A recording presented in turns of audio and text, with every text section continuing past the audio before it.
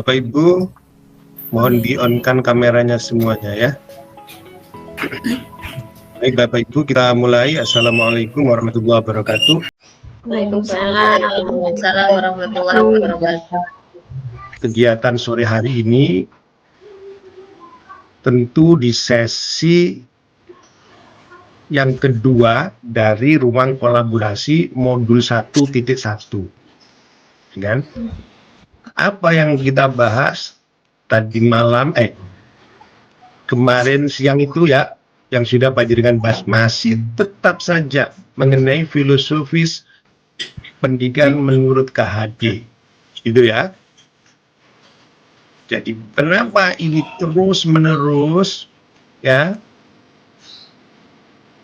di-refresh, diingatkan mulai dari diri sampai di sini, ini diharapkan Bapak Ibu bisa memahami, menghayati, dan mengamalkannya sebagai pemimpin pembelajaran. Gitu. Ya kan? Nah, sampai pada langkah ruang kolaborasi, tentu Bapak Ibu telah merefleksi dirinya masing-masing. Begitu ya? Selama Bapak Ibu menjadi pemimpin pembelajaran di sekolah masing-masing, melayani anak-anak kita, kemudian panjenengan sandingkan dengan filosofis pendidikan menurut KHD, maka panjenengan sudah tahu di mana kekurangan saya, di mana kelebihan saya.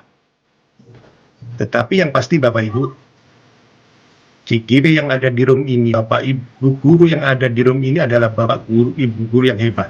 Bapak Ibu guru yang sudah punya tekad bulat, hati yang kuat untuk menjadi pemimpin pembelajaran. Nih, ya kan? Ingin melakukan banyak perubahan. Karenanya, Pak Jamil secara pribadi, ya, melihat panjenengan semua ini senang dan mudah-mudahan nanti ke depan panjenengan tidak hanya sekedar pemimpin pembelajaran di kelas, tetapi menjadi manajer, menjadi supervisor seperti Pak Jamil juga. Gitu ya, itu pikiran saya Bapak Ibu. Saya doakan panjenengan semua nanti bisa sampai ke arah sana. Amin. Sampai ke arah sana. Amin. Ya. Ya, semangat. Kemudian membangun komunikasi dengan partisipasi dan prestasi itu penting ya. Jadi itulah kira-kira yang bisa saya kasihkan tip kita, bahwa apa yang ingin kita capai itu tentu kita jemput bola ya, bukan menunggu bola datang, tapi jemput bola itu dengan cara yang seperti apa? Tentu masing-masing orang berbeda-beda. Tapi kalau saya pribadi, ya kan, bisanya saya bisa berpartisipasi dan menunjukkan katakanlah prestasi yang membawa nama harum, nama lembaga, harum nama wilayah, itu sangat penting, ya kan? Dan Tuhan pasti tidak tidur, itu kira-kira begitu. Baik Bapak Ibu, saya lanjut.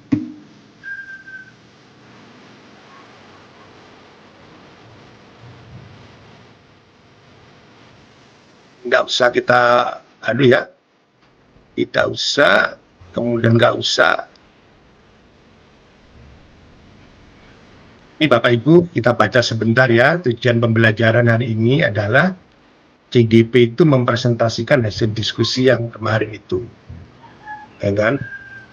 Waktu panjenengan sangat panjang, maka pertajam semua kerangka pemikiran KHD itu dalam sesi presentasi. Calon guru penggerak mendapatkan masukan dari rekan-rekan, ya, masukan-masukan yang konstruktif, ya, masukan yang saling melengkapi, bukan untuk menjatuhkan orang lain atau kawan lain. Tidak ada niatan itu sama sekali, ya. Tidak ada niatan bahwa apa yang saya sampaikan kepada kawan-kawan adalah yang paling fix atau benar, tidak ada. Ya, di sini kita benar-benar mengedepankan kolaborasi dengan teman-teman, saling mengingatkan dan saling menguatkan. Nggak usah saya baca Bapak Ibu ya.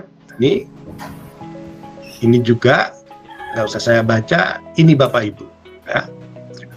Role play-nya Bapak Ibu dalam sesi presentasi ini.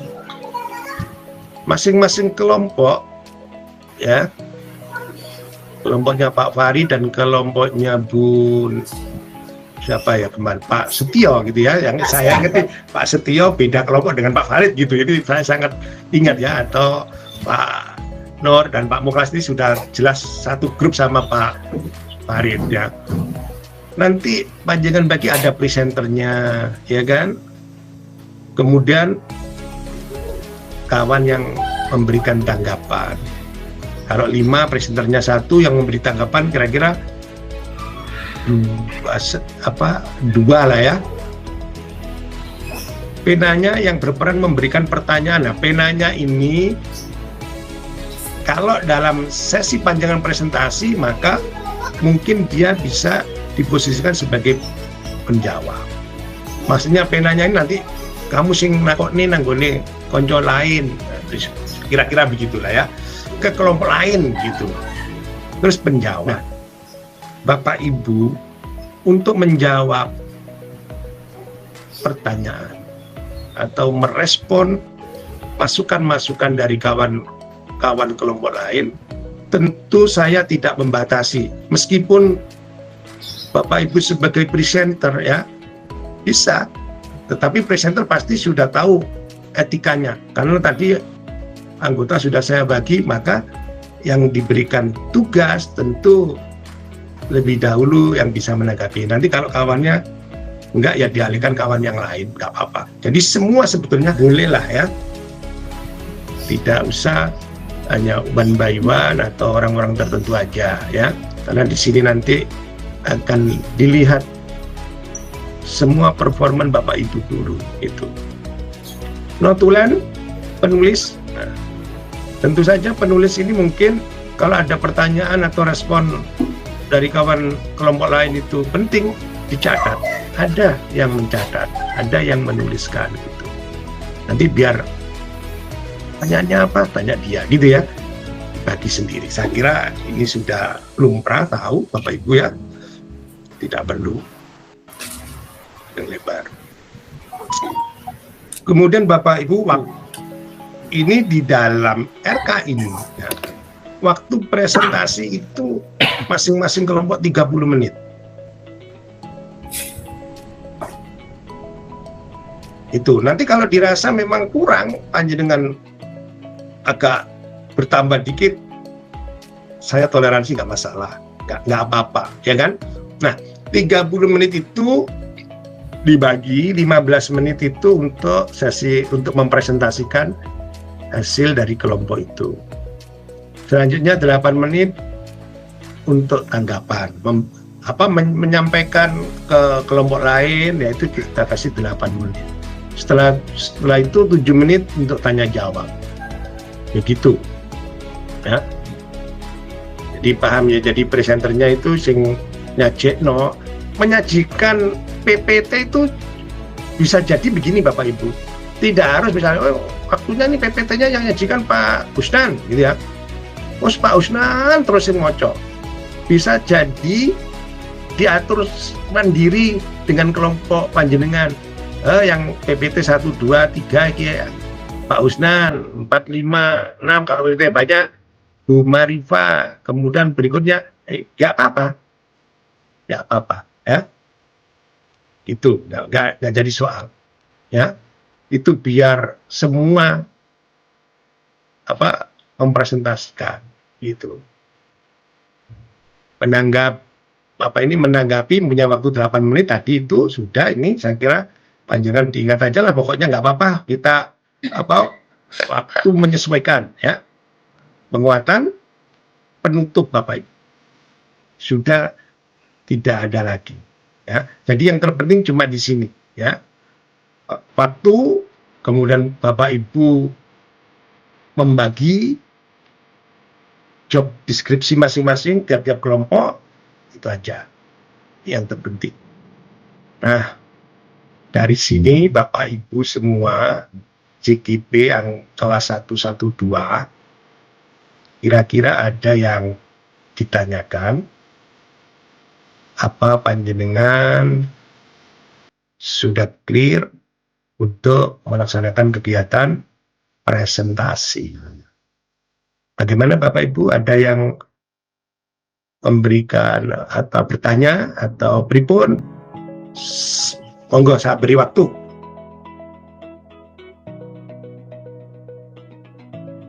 Bu Ani, lihat ya, harus sehat ya, harus sehat ya. Semangat itu mengalahkan segalanya ya. Jadi kalau panjenengan punya semangat ya, itu pasti sakitnya cepat lari dari panjenengan ya kan. Sugesti kekuatan hati dan pikiran itu hebat luar biasa ya. Tapi jangan lupa makan yang banyak ya, biar tambah gemuk, tambah gendut, tambah sehat ya. Bawaannya kurus, Ya karena panjenengan makannya kurang ya, makannya dikit-dikit ya. Kalau makannya banyak itu pasti gemuk. Bu Marifa ya, Bu Nur itu ya. Oke, tapi makan penting itu. Baik Bapak Ibu, pripun? Pak Farid, teman-teman ada yang mau mengajukan pertanyaan apa pripun, apa sudah bisa kita mulai? Kita tetap mempresentasikan di room ini, room besar ini. Nanti Pak Farid sebagai captain ya kan, membagi siapa kelompok mana dahulu yang siap mempresentasikan, ya gitu, nggak apa-apa ya kan. Kemudian nanti kelompok yang siap itu biar nanti rembukan sebentar, sopo yang presentasi gini, atau memang sudah disiapkan sejak tadi malam, gitu, nggak apa-apa. Ya sudah siap Pak. Assalamualaikum warahmatullahi wabarakatuh. Waalaikumsalam warahmatullahi wabarakatuh. Ada kertas diberi perekat, kertasnya kuat, dalamnya hangat. Selamat sore guru hebat, semoga kita tetap semangat. Senang sekali kami dari kelompok Tolukara, Tongas, Lumbang, Sukapura hari ini akan mempresentasikan hasil diskusi kelompok kami dengan judul Pak, next Pak.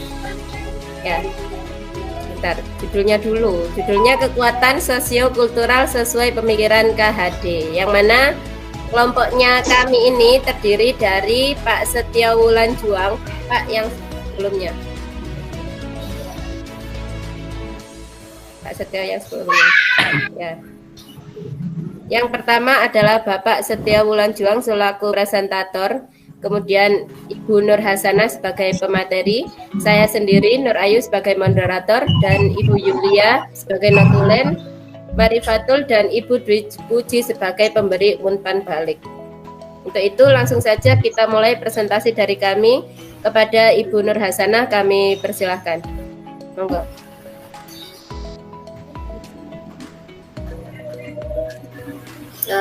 Baik, Assalamualaikum warahmatullahi wabarakatuh. Waalaikumsalam. Saya mempresentasikan tugas dari kelompok Tolukara, yaitu tugas ruang kolaborasi yang nomor 1, mengemukakan kaitan antara konteks lokal sosial budaya dan pemikiran KHD dengan tepat.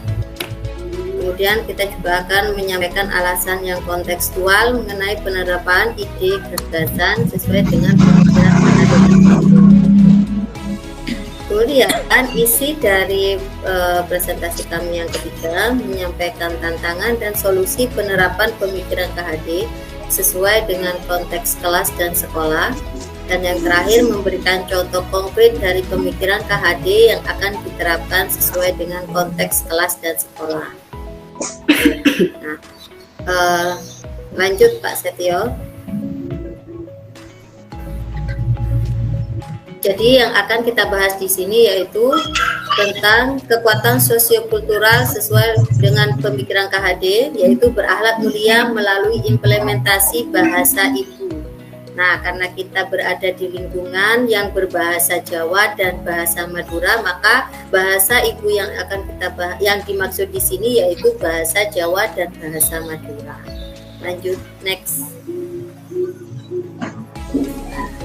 Nah, ketika kita kaitkan bahasa ibu tersebut, kita kaitkan dengan pelajar Pancasila, itu ada di poin pertama, yaitu beriman dan bertakwa kepada Tuhan Yang Maha Esa dan berakhlak mulia. Next.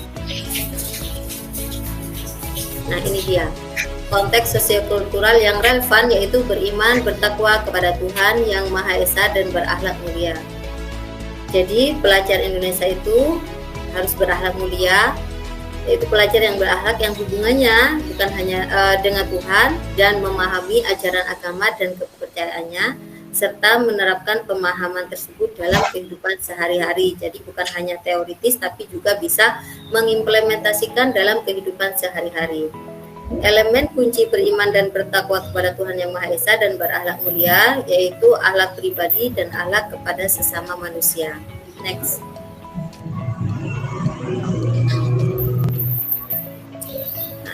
Yang melatar belakangi kami mengangkat tema bahasa ibu tadi, yaitu dalam pemikiran kaitannya dengan pemikiran KHD, yaitu pendidikan tidak terlepas dari kodrat alam dan kodrat zaman. Jadi anak terlahir dari seorang ibu, tentunya bahasa awal anak adalah bahasa ibu. Itu. Kemudian poin berikutnya, seiring dengan perkembangan anak di lingkungannya, yaitu di daerah di mana dia besar, dilahirkan dan dibesarkan, maka anak pun akan berkomunikasi dan beradaptasi sesuai dengan lingkungan mereka berada. Kemudian poin berikutnya, jika anak dibesarkan di daerah berbahasa Jawa, maka dia otomatis akan berbahasa Jawa. Dan jika anak dibesarkan di daerah berbahasa Madura, maka dia akan berbahasa Madura. Next. Nah, di era milenial seperti sekarang ini, budaya kesopanan dalam bertutur kata sudah mulai memudar. Jadi, anak-anak itu lebih mahir terbiasa menggunakan bahasa gaul atau bahasa zaman now yang mereka dapatkan dari gadget atau dari temannya ya. Kemudian pada zaman sekarang ini, anak kurang bisa membedakan cara bertutur kata antara teman sebaya dengan orang yang lebih dewasa, terutama ketika bertutur kata dengan menggunakan bahasa ibu. Jadi anak-anak itu ketika kalau zaman dahulu mereka itu kan kayak bahasa ibu misalnya Jawa, kalau dipanggil kan mesti jawabnya dalam. Kalau yang bahasa Madura kan ugi kayak gitu. Nah, sekarang ini malah kalau dipanggil orang yang lebih dewasa atau orang tua atau mbahnya itu nggak ada bedanya dengan ketika dipanggil temannya. Jadi kalau dipanggil itu jawabannya oi, kayak gitu itu. Jadi kalau misalnya dipanggil namanya Satria, oi di sini kayak gitu. Baik bahasa Madura maupun bahasa Jawa sudah banyak yang mengalami. Satu. Lanjut next. Gunung 4 menit lagi ya. Dengan kekuatan pemikiran KHD ini diharapkan menanamkan budi pekerti, yaitu siswa mampu berakhlak mulia terhadap sesama melalui budaya berbahasa yang santun, yang tepat baik di lingkungan keluarga, sekolah, dan masyarakat. Next. Nah, unggah-ungguh dalam berbahasa, bahasa ibu adalah bahasa yang pertama kali dipelajari oleh seorang anak sejak kecil, yaitu secara alamiah, dan menjadi dasar sarana komunikasi serta pemahaman terhadap lingkungannya. Dalam konteks di Indonesia, bahasa ibu ini diidentikan dengan bahasa daerah atau bahasa lokal. Nah, unggah-ungguh bahasa yaitu aturan adat masyarakat perihal sopan santun, tata krama dalam menggunakan bahasa. Nah, ini erat kaitannya dengan penanaman budi pekerti atau akhlak mulia. Biasanya dalam unggah-ungguh bahasa itu ada tingkatan cara berbicaranya kepada siapa dia itu berbicara. Jadi semakin tua orang yang kita ajak bicara, maka semakin halus pula bahasa yang digunakan. Next. Nah, cara mengimplementasikannya, sebenarnya unggah-ungguh bahasa telah melekat pada pembelajaran muatan lokal atau bahasa daerah. Namun materi yang disampaikan di kelas kurang maksimal, maka unggah-ungguh dapat diterapkan melalui melalui dari diri kita, dari hal yang kecil seperti mengganti kosakata sehari-hari dengan kosakata yang sesuai ungkapan. Kemudian guru sebagai suri tauladan memberikan contoh konkret kepada siswa dan membuat kesepakatan saling tegur dan membenahi jika lupa atau salah pengucapan. Jadi, kegiatan pembiasaan melestarikan penggunaan bahasa ibu dilakukan pada hari tertentu di sekolah. Selain itu, kita juga bisa memperkaya kosakata bahasa dengan pembuatan kamus mini yaitu bahasa Jawa dan Madura. Next. Rencana tindak lanjutnya menghidupkan kembali budaya positif berbahasa sesuai dengan unggah-ungguh, yaitu dengan cara berkolaborasi dengan semua pihak, khususnya orang tua atau wali murid sebagai pengontrol kendali putra-putrinya dalam mengimplementasikan budaya positif santun berbahasa di lingkungan rumah, sekolah, atau masyarakat. Nah, itu paparan dari kami tentang 2 menit lagi, Gunung. 2 menit. Mungkin ada, masih ada ya. Mungkin ada tambahan dari teman-teman. Udah ya. Jadi demikian sedikit pemaparan dari kelompok kami. Selanjutnya kami memberi kesempatan kepada kelompok lain untuk menanggapi hasil dari pemaparan kelompok Tolukara. 10 menit ya Pak Farid ya? Oke, 10 menit untuk pertanyaan. Menanggapi kelompok dulu. lain. Menanggapi apa pertanyaan? Pertanyaan Bu, nanti ditanggapi atau dijawab 10 menit lagi. Oke. Jadi pertanyaan ini mungkin mohon dicatat oleh Notulen. presentasian tim 1 ini. Iya, notulen. Silakan Bu Julia untuk mencatat pertanyaan dari teman-teman kelompok Oke, Marmer. monggo. Pertanyaan maupun tanggapan. Mungkin Bu Ani, Bentar. monggo Bu Ani. Bu Ani dulu ya. Oke, Bu Ani monggo. Bu Ani. Nggih, Mulai dari sekarang. nggih matur nuwun atas waktunya. Assalamualaikum warahmatullahi wabarakatuh. Waalaikumsalam warahmatullahi wabarakatuh. Jempol untuk kelompok Tolukara. Saya menanggapi saja Bapak Ibu. Saya setuju dengan bahasa ibu nggih. Memang sekarang itu unggah-ungguh bahasa ibu itu sudah terbawa dengan bahasa Bendung tadi, seharusnya dalam, enggi itu sudah terbawa kadang oke. Oh iya itu, saya sering juga mendengar di lingkungan sekolah saya. Memang perlu diajarkan lagi. Cuma tambahan tadi nggih, di bahasa itu kan memang ada bahasa kromo, ada kromo inggil nggih Pak nggih. Nah cuma di penutup hanya memberikan sedikit masukan mator kasoon, mator kaselangkong. Bahasa halusnya nggih saya itu bahasa halusnya ya. Mator kaselangkong, bukan mator kasoon. Kasoon ini masih kalau menurut bahasa Jawa bukan kromo masih itu. Bilang masih ngopong gitu. Masih ngokong ya.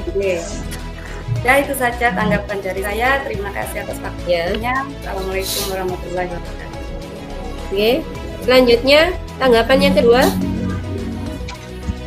Ya, Bu Rati. Mungkin saya Ibu. Oh, iya, Bu, bentar. Pak Farid. Pak Farid, Pak Bu Rati Farid. dulu tadi. Pak Farid dulu. Bu Rati dulu Saya tadi dulu. yang angkat. Iya, Bu Rati dulu. Pak Farid dulu monggo. Tidak apa nanti Pak Farid setelah Bu Rati. Ya, Oke, saya mengalah. Ya. Kami seorang wanita. Ya. ya baik, matur nuwun. Assalamualaikum warahmatullahi wabarakatuh. Waalaikumsalam warahmatullahi wabarakatuh. Saya sangat tertarik dengan presentasi dari Bu Nur tadi, terutama dalam membahas tentang bahasa ibu tadi ya. Iya, Apalagi di sekolah saya ini kebetulan mayoritas menggunakan bahasa Madura untuk siswanya, tetapi untuk pembelajaran bahasa daerahnya bahasa Jawa. Jadi ketika pembelajaran menggunakan bahasa daerah itu agak bingung siswa saya ketika pelajaran bahasa daerah. Gini, ada yang mau saya tanyakan. Jadi memang sudah dijelaskan atau dipaparkan cara-cara untuk bagaimana mengembalikan adat kesopanan seperti itu tadi ya. Tapi saya kurang paham, mungkin bisa dijelaskan lagi lebih spesifik bagaimana cara yang tepat sekali untuk mengembalikan kebudayaan asli Indonesia, terutama dalam kesopanan bertutur kata siswa. Seperti itu. Terima kasih atas waktunya. Ya, terima kasih Bu Ratih. Selanjutnya Pak Farid. Oke, saya juga mau bertanya Ibu, ini mengenai tadi yang dipaparkan sangat bagus. Selanjutnya untuk yang pertanyaan pertama tadi yang dari Bu Ani, Bu Lia, yang dari Bu Ani. Tadi pertanyaan pertama itu Bu. Bu Ani kayaknya menanggapi. Untuk yang dari Bu Ani itu tadi hanya tentang tambahan-tambahan ya, tentang bahasa ibu yang diterapkan di sekolah karena bahasa ibunya tergerus dengan bahasa-bahasa modern itu Bu. Nah, untuk pertanyaan yang kedua itu karakter apa yang diharapkan tumbuh di lingkungan sekolah dan masyarakat? Maksudnya karakter dari bahasa ibu apa yang bisa diterapkan di lingkungan sekolah dan masyarakat? Maaf Bu, saya revisi Bu untuk pertanyaan. Ya. Pertanyaan saya tadi itu, mungkin saya revisi Bu ya, mohon maaf. Karakter yang diharapkan tumbuh setelah peserta didik mengikuti kegiatan pembiasaan, baik itu di sekolah maupun masyarakat. Yang diharapkan tumbuh setelah yang peserta diharapkan didik tumbuh. mengikuti, ya, yang diharapkan tumbuh. Oke, monggo Ibu, 3 menit waktunya untuk menjawab. Saya mencoba, Bu Marifa ya, Nah. Monggo Bu Marifa. Oke. Saya mencoba menjawab pertanyaan dari Pak Farid tadi ya. Oke. Karakter yang diharapkan tumbuh dari pembiasaan tentang bahasa ibu tadi, bahasa ibu tadi itu karakter tentang anak-anak bisa memiliki karakter yang berakhlak mulia tadi Pak, elemen belajar Pancasila yang pertama, beriman dan bertakwa dan berakhlak mulia. Dari situ kan anak-anak kalau sudah tahu santun, mana cara bicara dengan orang yang lebih tua, dengan teman sebaya, otomatis kan mereka sudah menghasilkan karakter berakhlak mulia. Dari situ kan mereka sudah tahu sopan santun. Oh, dengan orang yang lebih tua harus berbicara dengan sopan, dengan longgo, bicaranya dengan bahasa apa tadi? Halus gitu. Nah, itu bisa kita terapkan melalui pembiasaan dalam kegiatan pembelajaran sehari-hari, kita bisa selipkan. Sebagai guru kita senantiasa membimbing karena anak ya setiap hari harus selalu diingatkan. Mungkin sekarang kalau dipanggil bilang, besoknya lagi dipanggil bilang apa Bu, opo Bu gitu. Jadi sebagai guru tugas kita itu membimbing anak-anak kita supaya selalu menanamkan karakter itu setiap hari. Nah, tadi yang disampaikan Bu Dwi tadi betul melalui lagu misalnya. Anak-anak kan seneng kalau diberikan lagu, misalnya bahasa Jawa kromo itu ya, bahasa Jawa halus itu ditimbali matur dalem itu Pak. Pernah saya dengar Pak itu Pak lagu itu. Ini matur nuwun. Iya. Yen lewat derek yen lepat nyuwun Pangapura. Ya, anak-anak senang mungkin Pak kalau melalui lagu bisa diingat. di Jawa Bu. Ya Pak. Orang mudeng nek Jawa aku Bu. Joko Tingkir Nah, mangkat karena di Jawa sekolah saya itu muloknya itu bahasa Jawa Pak. Tapi siswa saya itu sebagian yang wilayah timur itu yang apa dekat gunung, dekat sawah itu ya, pelosok lah itu bahasanya Madura. Yang dekat sekolah itu bahasa Jawa. Tapi di sekolah saya muloknya bahasa Jawa, itu yang bingungnya. Tapi anak-anak ngerti kalau temannya ngomong bahasa Jawa, ngerti mereka. Tapi kalau sama teman yang dekat, rumahnya sama-sama Madura, ngomongnya ya bahasa Madura. Sama dengan siswa saya berarti Bu. Kalau bolok-bolokan gitu katanya Bu. Iya, bolu-boluan. Ya. Oke, lanjut pertanyaan terakhir. Ya, itu saja dari saya. Ya, sudah Bu ya. Oke. Untuk Pertanyaan terakhir, Mbak Lia. Untuk pertanyaan terakhir itu tentang kebiasaan konkret anak yang bisa diterapkan di sekolah tentang bahasa ibu. Dari Bapak yang menanyakan tadi Pak Eko, Pak Hosnan. Pak Hosnan. Maaf, ada sedikit gangguan di sebelah atau contoh konkretnya seperti untuk bahasa ibu itu yang diterapkan untuk menghindari kebosanan anak tentang bahasa ibu yang digunakan di sekolah maupun di masyarakat. Kemungkinan seperti itu. Monggo ditanggapi Pak Setio. Nanti Pak Setio bisa. Contoh konkret. Saya coba jawab ya. Aduh. Kena etipo. Loh. Ya, kembali ya. Monggo Bunung lanjut. Ya, saya coba jawab. Kebiasaan yang bisa diterapkan secara berkelanjutan untuk menghindari kebosanan. Jadi seperti yang saya jelaskan, saya paparkan tadi.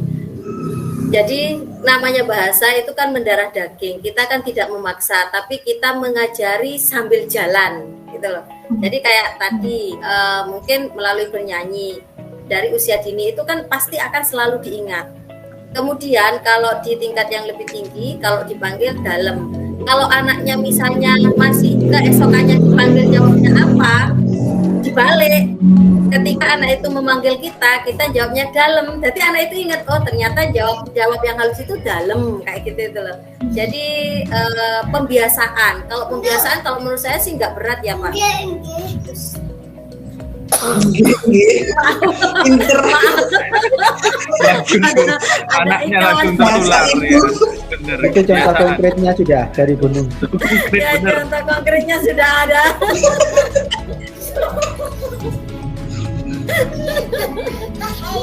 Ya biasanya pembiasaannya itu saya tambah sedikit ya Bunung. Biasanya setiap hari Jumat misalnya gitu Pak ya Pak Hosnan. Kalau setiap hari Jumat seluruh warga sekolah harus menggunakan bahasa Jawa Kromo misalnya kayak gitu. Jadi kemungkinan tidak akan membosankan karena pasti akan ditunggu-tunggu oleh anak-anak karena setiap hari Jumat aja kita harus mewajibkan memakai bahasa Jawa. Saya kira itu tidak membuat anak bosan. Gitu. Ya, terima kasih Bu, Mas Okay. Ya, terima kasih. Ya sampun nggih. Kadang gitu Bu. Ya, monggo. Kadang bahasa Jawa, kadang dibuat guyonan gitu loh Bu.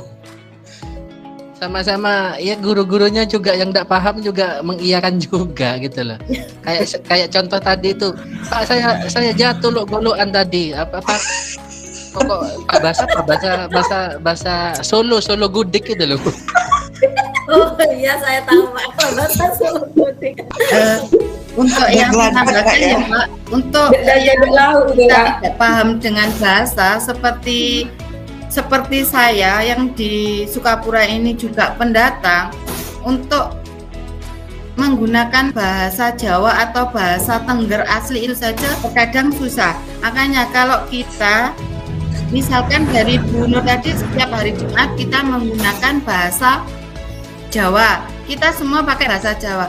Mestinya sebagai guru yang tidak paham dengan bahasa Jawa atau bahasa Madura, kita bisa belajar dari anak didik kita Pak. Iya, ya Bu, Pak. Tadi saya juga belajar sama anak-anak itu kan Kalau kita nggak paham dengan bahasa sama kita anak, nggak kita gitu paham. tanya sama anak bahasa Bu. Madura meskipun kita nggak bisa. Saya itu ya. pernah tertarik dengan suatu pondok pesantren di mana pondok itu membiarkan tiga bahasa, Bu. Bahasa Arab, bahasa Inggris, bahasa Jawa juga di situ. Jadi ada waktu-waktu tertentu semua santri itu harus membiasakan bahasa itu. Kalau misalkan pada hari Senin bahasa Inggris. Nah, Pak, terus ada anak yang berbahasa Indonesia itu kena denda apa nulis bahasa Inggris sehalaman penuh, apakah itu dibenarkan? Tapi hasilnya positif kok. Positif saya lihat itu, Bu. Oh iya, Gitu, ya Bu. itu sudah menjawab pertanyaannya sudah Pak. dijawab sendiri ya Pak Usnan ya. Terima kasih sudah Saya- dijawab saya Pak tertarik. Usnan. Saya coba tertarik ke suatu pesantren pada waktu saya ke sana ngajar pramuka itu loh, Bu. Itu pernah saya alami Pak Usnan. Iya, Pak iya, iya, Usnan. iya. Karena seperti itu akhirnya saya bisa bahasa Arab sedikit-sedikit. Jadi ketika kuliah dulu kan di UIN Maulana Malik Ibrahim kan ya wajib asrama 1 tahun dan berbahasa Arab. Setiap hari apa gitu, terus bahasa Inggris. Akhirnya ya karena dengan terpaksa akhirnya bisa. Iya, apakah cara terpaksa seperti itu karena biasa, bisa Iya. karena terbiasa. apa bisa dibenarkan dengan cara-cara dipaksa Nggak, seperti cari itu bahasa ya? timur kan speak little itu loh Pak. Itu little I can. Ya, ibo lo goluan 2 menit gitu loh, Bu, lagi, ya. Bapak Ibu. 2 menit lagi. 2 menit lagi saya kasih kesempatan mau Bapak Usnan. Curhat aja, enggak apa-apa. Oke, itu saja yang perlu saya tanyakan. Cuman ingin masukan dari semua teman-teman guru hebat di sini seperti penerapannya di sekolah. Kalau di pesantren saya yakin karena disiplin mereka lebih tinggi daripada di sekolah-sekolah kayak di SD, apalagi kayak di TK itu.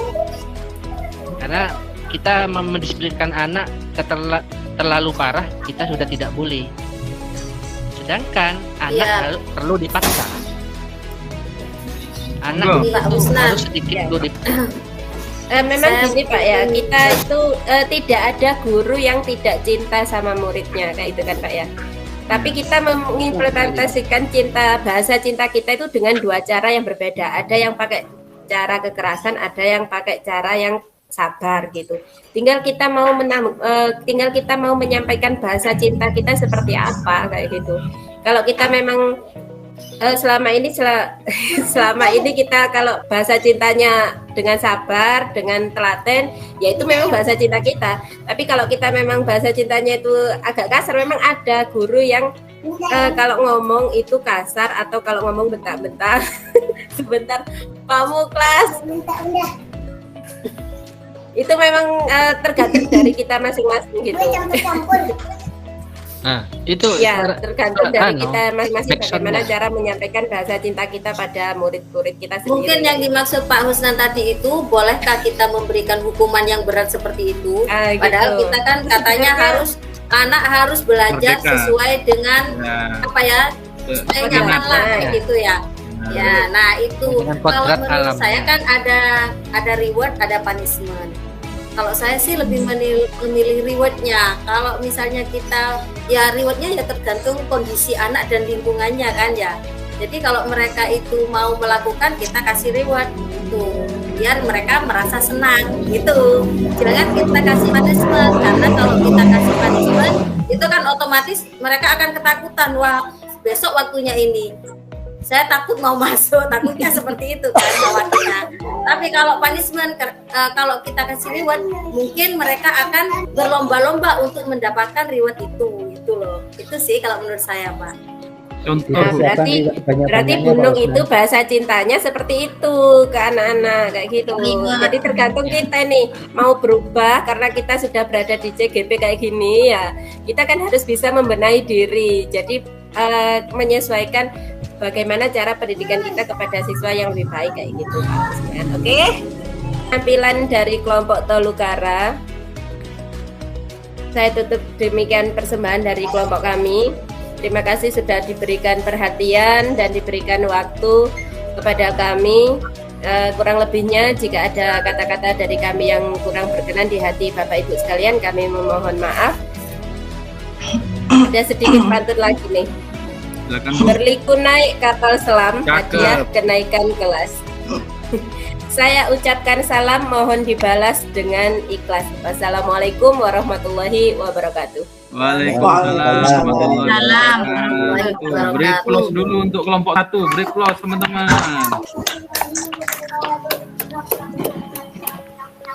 Terima kasih untuk kelompok 1 sudah mempresentasikan. Giliran berikutnya presentasi dari tim 2 yang disingkat Marmer Ayo kan lalu maneh. Berbuka. Berbuka puasa, Pak. Maron Merdeka Berbuka Isoma. Monggo Pak Muhlas di sini sebagai yang bertugas sebagai share screen. Monggo Pak Muhlas untuk PPT-nya. Yang presentasi Bu Ani. Baik, assalamualaikum warahmatullahi wabarakatuh. Waalaikumsalam warahmatullahi wabarakatuh. Salam guru hebat. Wih, anaknya juga hebat.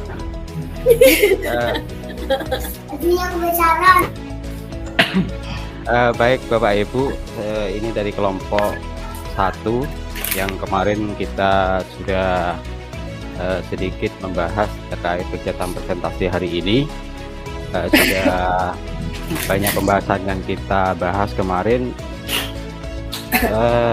dari latar belakang daerah yang beraneka ya.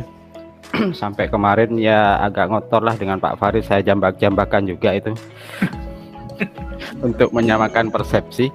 Tapi begitulah indahnya demokrasi dan kebersamaan ya, karena kebetulan ini tugas kelompok ya, jadi satu keputusan untuk kita presentasikan sebagai presentasi tugas bersama dan hasilnya juga untuk kebersamaan, kira-kira begitu. Mungkin untuk presentasi pertama saya akan menyampaikan, nanti bisa dilanjutkan oleh teman-teman yang lainnya, Bu Ani atau yang lainnya. Namun sebelum itu, ini dadakan juga ini gara-gara kelompok 1 tadi menyampaikan sebuah pantun ini. Nggak mau kalah juga ini saya ini. Ya. Semangat. Oh, semangat. Buah tomat disayat-sayat, bijinya banyak dimakan nyengat. Mari belajar sepanjang hayat, guru penggerak selalu semangat.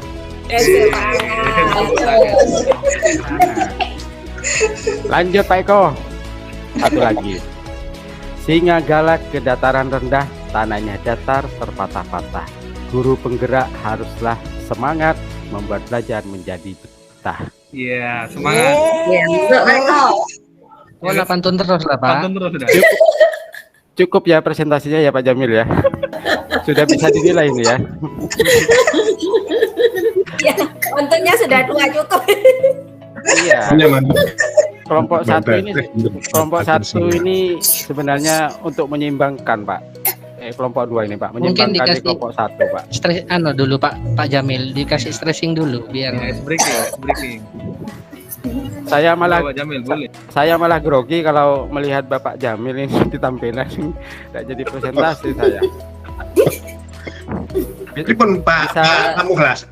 Iya, Pak. Apa ini di yang tampilan kelompok pertama diberi stressing dulu apa berikut? dulu mungkin Pak. Yang kedua Pak. Ustaz enggak. Ini pun Pak Farid. Ya, yang kedua nih mungkin mau ice breaking Pak Muhlas. Monggo di. Bukan Bang ice breaking. Ya wes Ya. aja lah ya. Di-stressing dulu oleh Pak Jamil mungkin. Ya mungkin ya Pak, di ice breaking dulu Pak, biar refresh lagi otaknya Pak. Monggo Pak. Oh gitu tak? Ya. Baik. Kalau begitu sebelum kita stressing dulu ya, kita kasih ice breaking dulu, satu ice breaking lagi, ya kan? Tapi tolong dibuka kameranya, Bu Dwi Puji ya, jangan lagi confused, jangan lagi bingung, ya monggo. Sekarang begini, buka kamera ya kan? Hari ini Bapak Ibu, permainan kita adalah Joko bilang, gitu ya. Kira-kira begitu deh ya. Ini Bu Dori sudah nyimak, konsentrasi fokus supaya nggak salah lagi, gitu ya kan? Berarti yang salah separuh, nggak apa-apa. Sekarang artinya begini, nanti kalau ada Joko bilang angkat tangan, tangannya diangkat ya. Jadi diangkat begitu ya kan. Joko bilang pegang rambutnya ya kan. Begitu ya. Kira-kira Bu Dwi Puji ya, ini masih tarik nafas ya Bu Dwi ya. Maksudnya kelar itu ya. Ya, kira-kira itu dulu. Nanti sekarang kita mulai aja ya. Latihan dulu. Baik, Bapak Ibu kita latih dulu ya kan. Semuanya fokus, siap, Bapak, Ibu. Oke. Joko bilang pegang alis. Alisnya dipegang. Alis. Ya, alis ya. Ya. Joko bilang pegang hidung. Pegang bibir. 1, 2, 3, 4, 5, 6, 7, 8, 9. Ini Bu Dwi. Ini. Bu Dwi, Puji ini pegang apa ya Bu Dwi ya? Ya Pak. Ya pegang bibir juga. Nah, jelas sekarang Bu Dwi, Pak. Nah, Pegang apa Bu Dwi? Berarti tadi Bapak Ibu kurang fokus, ya kan? Coba diingat-ingat. Tadi kan kalau ada Joko bilang pegang alis. Joko bilang pegang hidung. Pegang mulut. Mulutnya dipegang. Jokonya belum bilang, ya kan? Ya, tunggu Joko bilang. Ya. Iya. Ya, jadi Bapak Ibu tadi semuanya pada pegang mulut nggak apa-apa, ya kan? Itu sebagai ice breaking kita. Ya, sebelum kelompok pertama ya menutup akhir dari sesi presentasi ini pasti akan sangat luar biasa ya. Tadi juga sangat luar biasa ya kalau saya berikan stressing kepada kelompok 1 ya. Saya tadi mendengar bahwa bahasa ibu itu harus dipertahankan. Kalau yang itu ya aku sangat-sangat setuju Bapak Ibu. Ya kan? Karena di dalam bahasa ibu kita masing-masing, ya kan, di dalamnya ada nilai-nilai, ada norma-norma, nilai-nilai luhurnya luar biasa, ya, adab sudah ada. Kalau itu tergerus dengan bahasa Indonesia, maka nilai-nilai dari bahasa ibu itu sendiri tidak akan pernah diketahui oleh anak-anak kita, ya kan? Jadi apa yang dikatakan Gunung, seyogyanya bahasa Madura harus bahasa daerah Madura, ya, tidak mengadopsi bahasa Jawa, ya kan? Orang Madura harus tahu kearifan lokal yang di sana anak-anak. Gak apa-apa itu, emang harus bahasa Madura, walaupun di provinsi itu harus bahasa Jawa kan begitu kan? Itu kalau bahasa Jawa nanti anak-anak Madura tidak akan lambat laun bahasa Madura juga tidak dikenal oleh anak-anak. Itu satu, ya kan? Saya sangat setuju itu. Kemudian bagaimana implementasinya? Kemudian apa yang kita harapkan dari situ? Tadi sudah dinyanyikan sama Bu Marifa tadi ya. Setelah diberi bilang matur nuwun, setelah itu ya, itu aku baru dengar lagu ini ya kan, dan itu masuk bener Pak Eko ya kalau diterapkan ke anak-anak gitu. Betul itu. Ya, jadi nilai-nilai itu Pak Farid yang ditanamkan, dibiasakan setiap hari. Artinya begini, bagaimana suatu kalau nilai itu sudah benar adanya ya, itu menjadi budaya. Ya kan? Itu bagaimana ending terakhir bahwa semua yang kita tanamkan menjadi satu budaya. Artinya apa? Budaya itu tidak lagi Bapak Ibu kalau di sekolah ada peraturan yang ditulis besar-besar, tidak ada lagi. Tidak ada lagi Bapak Ibu tiap hari bengoi anak-anak atau ngilengke, ya kan?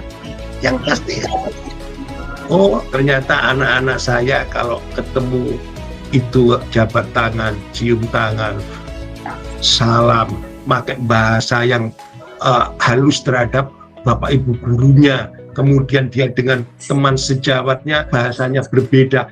Itu nanti kalau sudah tertanamkan, terbudayakan, itu hasil yang kita harapkan, ya kan? Jangan kita tanamkan bahasa-bahasa yang punya nilai buruk, ya kan? Contoh, misalnya kalau di orang Jawa mesti misuh itu ya tak enak titik misuh, karena itu akhirnya terbudayakan, nggak seperti refleks tapi menjadi budaya, dan itu tidak bisa, kita tidak ingin ke arah sana, ya kan? Tapi saya setuju, sepakat dengan bahasa ibunya. Kemudian bagaimana implementasinya, kendala apa yang nanti menjadi tantangan kita, tentu budaya asing atau budaya dari daerah lain yang mungkin ya kita tidak bisa memfilter atau nilainya berbeda, ya kan? Nah, kemudian tadi seperti Pak Usnan sampaikan tadi apa ya? Pak Usnan mengatakan bahwa ada pondok kemudian anak diberi hukuman harus tapi hasilnya bagus. Hasilnya bagus.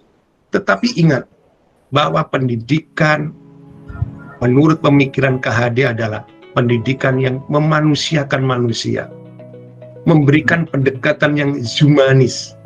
Kita lebih sepakat itu, Pak ya. Katanya kemarin kalau Pak Mukhlas jadi tekan-tekan, ya kan, didorong, itu ya. Kata tekan itu sudah maknanya sudah beda. Anak ditekan, di pressure, under pressure itu jelas psikologinya pasti terganggu juga. Nah, oleh karena itu Bapak Ibu sudah masuk di CGP yang dimau pemerintah saat ini adalah memerdekakan anak-anak dalam belajar, ya kan? Memerdekakan mereka, Bapak Ibu sebagai petani dan anak-anak sebagai benih. Oleh karena itu pasti seorang petani tahu mana yang harus dikasih pupuk yang banyak, mana yang harus dikasih pupuk ya seukurannya dia. Itu pentingnya Bapak Ibu, ya. Jadi luar biasa. Apa tadi yang luar biasa itu tadi pertanyaan-pertanyaannya sangat tajam, ya kan? Akhirnya responnya juga begitu bagus, ya kan? Kalau tidak ada pertanyaan-pertanyaan yang tajam, tentu diskusi di sesi pertama kelompok pertama tadi tentu nggak bisa seperti ini, ya kan? Nanti kita tunggu diskusi untuk kelompok berikutnya, kelompoknya Pak Mukhlas yang diberi nama kelompok marmer apa kumer, Pak? Marmer berduka. Gitu ya. Kira-kira itu Bapak Ibu yang bisa saya berikan stressing Pak Usnan ya. Jadi ya semua memang pilihan. Tapi kalau panjenengan sudah ngomongnya pilihan, maka kita tidak bisa mengatakan lagi hidup itu pilihan, Pak. Kalau saya ngajar anak-anak saya di rumah harus begini, Pak. Harus saya tekan. Nah, itu pilihan. Tapi sebaiknya kita berpikir lebih humanis, lebih ya gitulah kira-kira ya. Kira-kira itu stressing kita. Barangkali Pak Henry itu masih ada di posisinya mendengarkan, apa ingin menambahkan? Monggo kalau ingin menambahkan saya kasih waktu sedikit. Baik, terima kasih Pak. Sangat menarik sekali diskusi pada sore hari ini. Saya berterima kasih, saya berikan penghargaan yang setinggi-tingginya buat kelompok Tolukara dengan presentasi yang baik dan dukungan dari setiap anggota juga baik. Begini, yang menjadi stressing saya adalah setiap apabila kita melakukan sesuatu sebagai guru sesuai dengan prinsip pembelajaran KHD adalah kita tidak boleh memberikan sesuatu yang memaksa. Nah, seperti reward, punishment itu sudah kita harus belajar untuk meninggalkan. Baik reward maupun punishment itu sama-sama akan membuat anak menjadi kecanduan.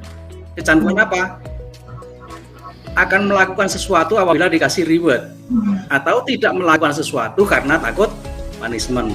Jadi semuanya harus berdasarkan dari dorongan dari kita untuk mengembangkan potensi anak. Itu yang bisa saya sampaikan, Pak. Terima kasih.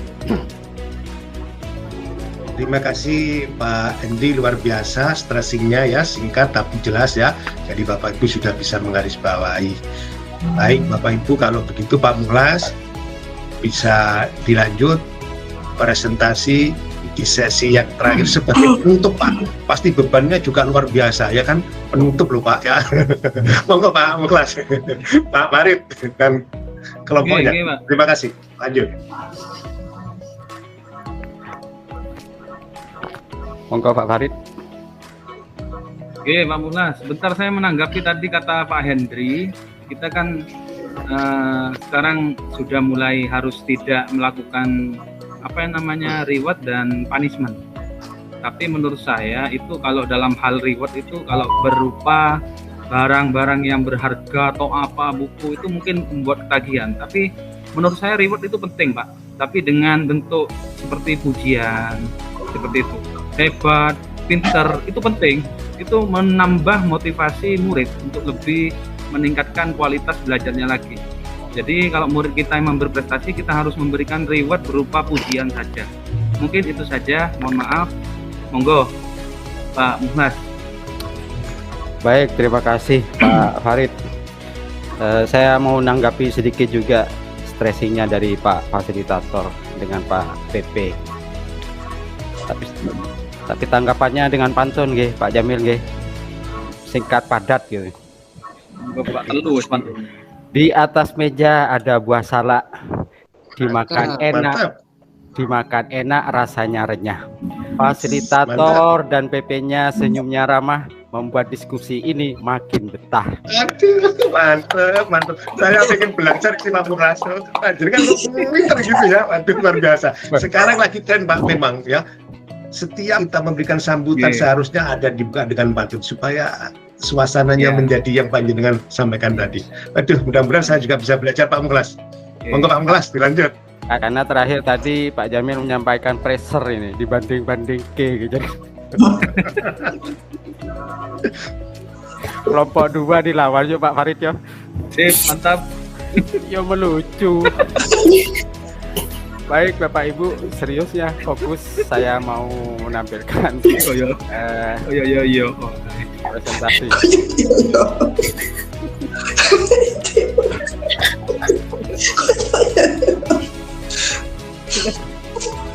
Sudah bisa dimulai nggih?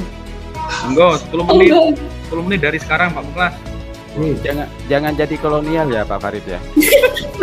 Kita sudah merdekain. Saya sesuai tupoksi Pak. Monggo. Baik. Ya.